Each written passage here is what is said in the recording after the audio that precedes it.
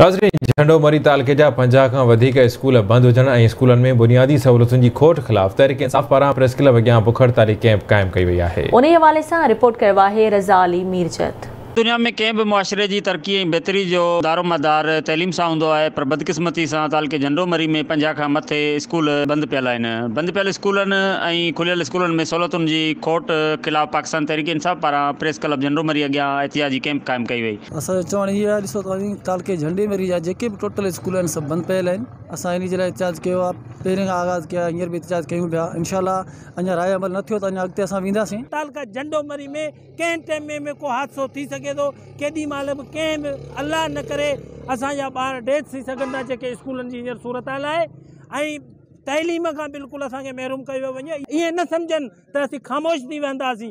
असीं नंगे पेरनि असीं पैदल इस्लामाबाद ताईं बि असीं धरणा हणंदासीं। तालुके झंडे मरी जी जेका तालीम आहे उहा सफ़ा तबाह व बर्बाद कई पई वञे। असां सम्झूं था त इहा हथनि सां साज़िश कई पई वञे।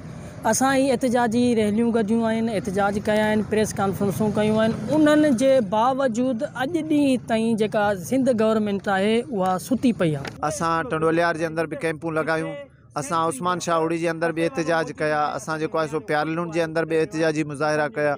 हाणे असां जेको आहे अॻियों मरहलो आहे, असां ही प्यारलुनि जे अंदर तालुका झंडो मरी जे प्रेस क्लब में एहतिजाज पिया करियूं, कैंप लगायो आहे। असां इन कैंप जो जेको दायरा कार आहे अॻियां वधाईंदासीं। असां आख़िर में वञी MPA साहब जे घर जे साम्हूं उते वञी वेही रहंदासीं।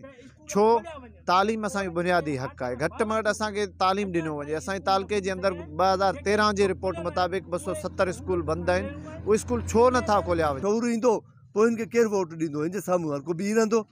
इन करे ही चाहिनि इहो था त जेको आहे अवाम जाहिल रहे ऐं अवाम में शौर न अचे त सुभाणे केरु असांजे साम्हूं न थिए। मसइलो इहो आहे त हिते जेके सहूलियतूं स्कूल में आहिनि से बि तव्हांजे साम्हूं आहिनि। स्कूल पहिरीं त बिल्डिंगूं कोन्हनि, जिते बिल्डिंगूं आहिनि उते उहे मतिलबु ज़बून हाल आहिनि, उनजा चापड़ पिया किरनि ऐं उन्हनि जी चारदीवारी कोन्हे, उते वाशरूम कोन्हनि, उते पीअण जे पाणी जो बंदोबस्तु कोन्हे। कैमरामैन नासिर अब्बास मीडिया सां गॾु रज़ा अली मीरजत, आवाज़ TV झंडो मरी।